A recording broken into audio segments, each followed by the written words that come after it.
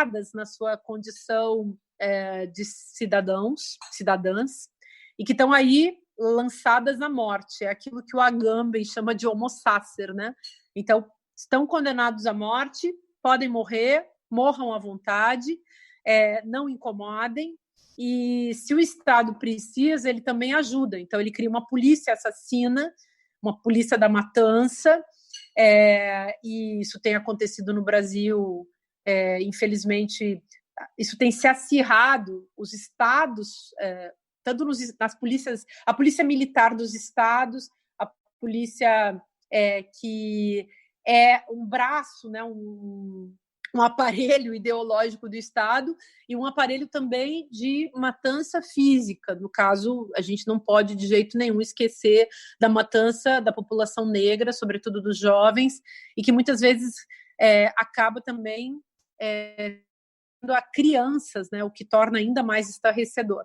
Mas tudo isso tem a ver com isso que eu estou chamando de código distópico. É a vigência de uma visão de mundo em que a violência é a regra, é uma violência ostentatória, é uma violência que é a violência que faz Bolsonaro se eleger, que faz Witzel, que faz Dória se eleger, para falar dessas figuras aí, desses estados tão centrais no Brasil, quer dizer, o governo nacional e o governo de São Paulo e o governo do Rio, mas também o governo de Minas Gerais e o governo de tantos outros estados, inclusive do Rio Grande do Sul. Essa gente que é neoliberal, tosca, cafona, patética, sem dignidade nenhuma, e que hoje em dia tem feito esse discurso também esse discurso abominável, né, de desrespeito à dignidade e desrespeito aos direitos humanos que são legais, né, há tanto tempo, que fazem parte de um acordo universal para proteger justamente a condição humana e a sociedade humana.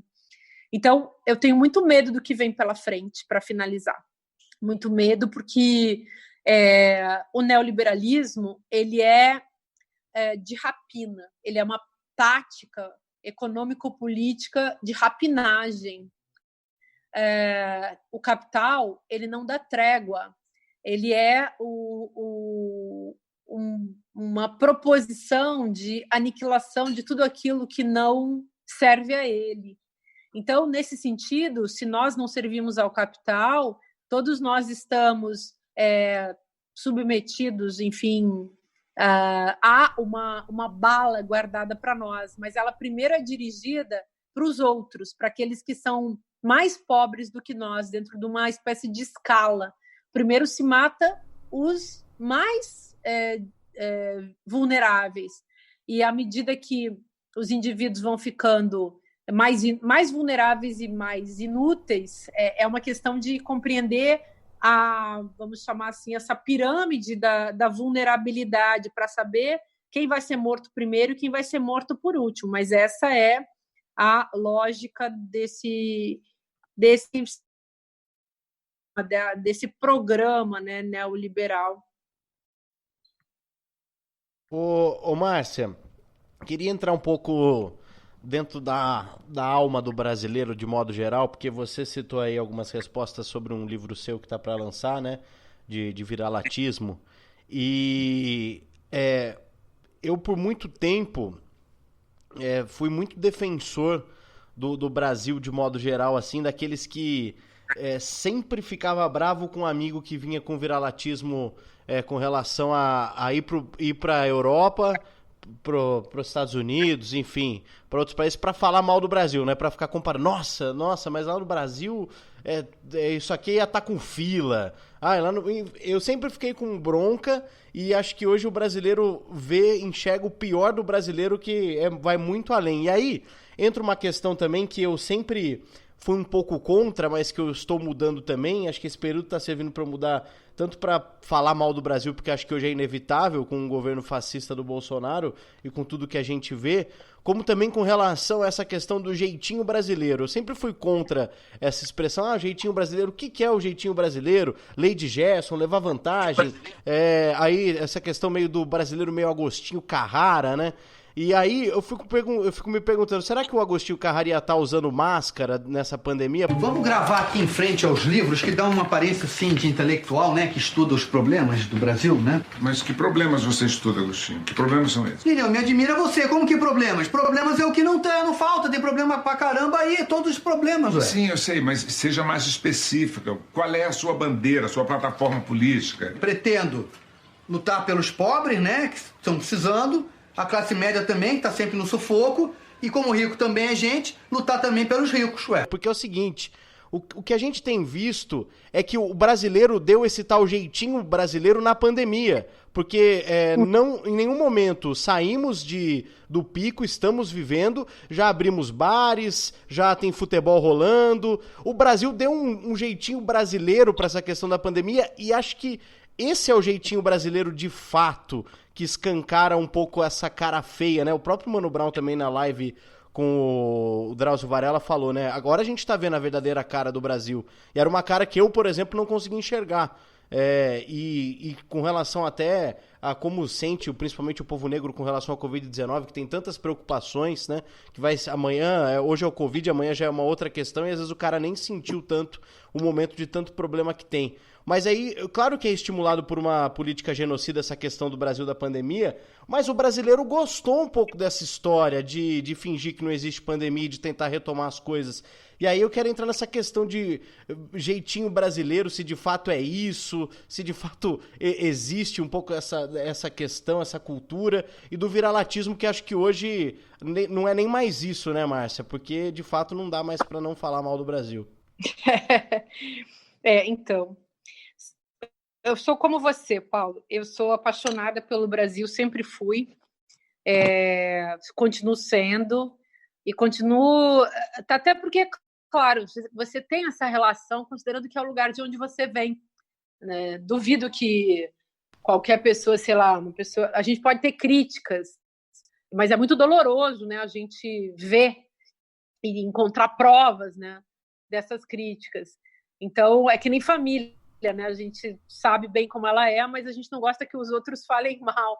Mas é muito triste quando a gente vê, né? Quando a gente vê na realidade, assim, quando a gente tem que encarar a situação. Então, eu sempre fui, vou usar aqui uma palavra entre aspas, mas eu sempre fui muito nacionalista, nesse sentido de ser apaixonada pelo meu país. E, inclusive, eu tenho uma dupla cidadania, né? Eu não precisava ser assim, digamos. Eu podia ter um amor a um outro país, que é o país dos meus antepassados, mas eu não desenvolvi isso dessa maneira como desenvolvi com o Brasil, porque foi no Brasil que eu me criei, o Brasil que eu entendi, e o Brasil que é a minha realidade, né? Então foi muito doloroso para mim, eu tive que fazer um luto nessa saída, porque eu nunca quis ir embora do Brasil. Então eu tive que sair do Brasil. Realmente foi muito doloroso. Bom, mas aí o viralatismo, de onde é que saiu isso, né?